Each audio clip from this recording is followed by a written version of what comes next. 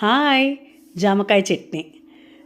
జామకాయని వాష్ చేసుకొని ఇలా పొడుగ్గా పీసెస్ కట్ చేసుకోవాలండి.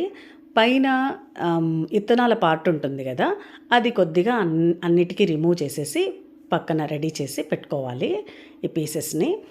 నెక్స్ట్ ఒక గిన్నెలో వాటర్ వేసుకొని బాయిల్ చేసుకోవాలి. దానికే మెజర్మెంట్ లేదండి, ఎన్నైనా వేసుకోవచ్చు వాటరు. పక్కన ఉంచిన తర్వాత ఈ జామకాయ పీసెస్ వేసి 3 మినిట్స్ కంటే ఎక్కువ ఉంచకూడదండి. అందులోకి వేసి 3 మినిట్స్ పెట్టండి చాలు.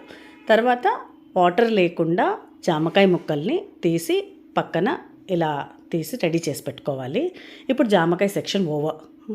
నెక్స్ట్ ఒక బాణలి పెట్టుకొని ఆయిల్, జీలకర్ర, ఉద్దిపప్పు, శనగపప్పు వేసి షాలో ఫ్రై దోరగా వేయించుకోవాలి. మధ్యలో రెడ్ చిల్లీస్ కూడా యాడ్ చేసుకొని అలా వేయించినవి పక్కన తీసి పెట్టుకోండి. నెక్స్ట్ అదే బాణలిలో 2 స్పూన్స్ ఆఫ్ ఆయిల్ వేసి ఆనియన్ పీసెస్, చింతపండు అది కూడా మగ్గించుకోవాలి. ఇలా మగ్గింది పక్కన పెట్టుకోండి. నెక్స్ట్ మిక్సీ జార్లోకి ఫస్ట్ ఫ్రై చేసుకున్న దినుసులు, వట్టిమిరపకాయలు ఉన్నాయి కదా, అవి వేసుకొని తగినంత సాల్ట్ వేసుకొని పౌడర్గా కోర్సుగా గ్రైండ్ చేయండి.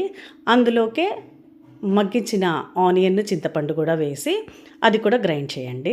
ఆ తర్వాత ఈ జామకాయ పీసెస్ వేసి కొద్దిగా వాటర్ వేసుకొని స్మూత్గా కాకుండా మరి లేకుండా కొద్దిగా క్రంచీగా గ్రైండ్ చేసుకోండి. ఇప్పుడు దీనికి తడక ఆయిల్, ఆవాలు, జీలకర్ర, ఉద్దిపప్పు, ఇంగువ, కరివేపాకు వేసుకొని రెడీ అయిన చట్నీలోకి వేసుకొని కలుపుకోండి. హాట్ రైస్లోకి చాలా బాగుంటుంది.